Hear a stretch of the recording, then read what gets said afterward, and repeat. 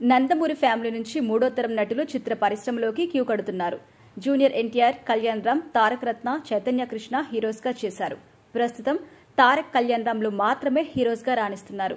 మరోవైపు నాలుగో తరం నటులు కూడా వస్తున్నారు. నందమూరి జానకీరామ్ కొడుకు ఎన్టీఆర్ సైతం సినిమాల్లోకి వస్తున్నాడు. దర్శకుడు వైవీఎస్ చౌదరి ఆయన్ని పరిచయం కూడా చేస్తున్నారు.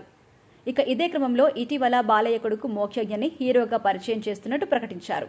ఈ మేరకు మూవీని కూడా అనౌన్స్ చేశారు. హనుమాన్ ఫేమ్ ప్రశాంత్ వర్మ దర్శకత్వంలో మూవీ ఉంటుందని వెల్లడించారు. ఈ సినిమాతో బాలయ్య చిన్న కూతురు తేజస్విని నిర్మాతగా కూడా మారడం విశేషం. సుధాకర్ చెరుకూరితో కలిసి నిర్మిస్తున్నారు ఈ సినిమా. ఈ మూవీని భారీ స్థాయిలో ప్లాన్ చేస్తున్నారు బాలయ్య. మైథలాజికల్ అంశాలతో మూవీని తెరకెక్కించబోతున్నట్టుగా తెలుస్తోంది. సోషియో ఫ్యాంటసీ ఎలిమెంట్స్, మైథలాజికల్ అంశాలు ముడిపెడుతూ పీరియాడికల్ ఫిల్మ్ గా తెరకెక్కిస్తున్నారని టాక్. ఇక ప్రస్తుతం దీనికి సంబంధించిన వర్క్ కూడా జరుగుతుంది. అయితే ఇది ప్రశాంత్ వర్మ సినిమాటిక్ యూనివర్స్ లో భాగంగా ఉంటుందని సమాచారం. సినిమా అనౌన్స్మెంట్ సందర్భంగా ప్రశాంత్ వర్మనే ఈ విషయం వెల్లడించారు.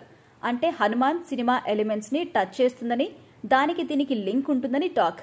ఇప్పటికే జై హనుమాన్ పేరుతో సీక్వెల్ ని కూడా ప్రకటించారు. ఇక ఇది ఇలా ఉంటే మోక్షజ్ఞ హీరోగా ఎంట్రీ సినిమాని భారీ స్థాయిలో ప్లాన్ చేస్తున్నారు. బడ్జెట్ విషయంలో రాజీ పడడం లేదట.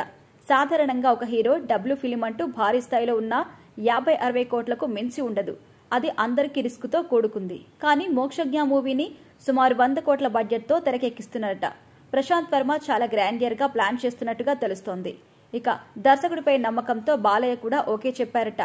ఏ విషయంలోనూ రాజీ పడకుండా ది బెస్ట్ ఉండేలా చూసుకుంటున్నారట. ఇక ఏ హీరోకైనా ఎంట్రీనే చాలా ముఖ్యం. ఎలాంటి కథతో వస్తున్నారు, ఎలా చేశారు, హిట్ అయిందా లేదా అనేది చాలా ముఖ్యం. ఆ సినిమాను బట్టి నెక్స్ట్ ఫ్యూచర్ ఉంటుంది. నెక్స్ట్ సినిమాలు కూడా ఆధారపడి ఉంటాయి.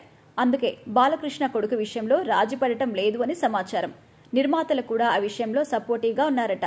అయితే కొత్త హీరోస్ పై ఇంత బడ్జెట్ అంటేనే ఆశ్చర్యపరుస్తుంది. ఇప్పటి వరకు టాలీవుడ్ లో ఏ కొత్త హీరోకి ఈ రేంజ్ లో ఎంట్రీ జరగలేదు అని చెప్పొచ్చు. ఈ విషయంలో మోక్షజ్ఞ ఎంట్రీతోనే సరికొత్త రికార్డ్స్ క్రియేట్ చేయబోతున్నారని కూడా సమాచారం. ఇక మరోవైపు ఈ మూవీకి మోక్షజ్ఞకి పారితోషికం ఎంత అనేది ఆసక్తికరంగా మారింది. అయితే వినిపిస్తున్న సమాచారం మేరకు షాకింగ్ పారితోషికం ఇస్తున్నారట. సుధాకర్ చెరుకూరి బాలయ్య ఫ్యామిలీకి దగ్గర కావడంతో ఎంతైనా ఇచ్చేందుకు రెడీగా ఉన్నారని, అందులో భాగంగా 20 కోట్లు పారితోషికంగా అందిస్తున్నారని సమాచారం. మరి ఇందులో నిజమెంత అనేది తెలియాల్సి ఉంది. ఇక అదే సమయంలో ఇందులో హీరోయిన్ గురించి చర్చ కూడా మొదలైపోయింది.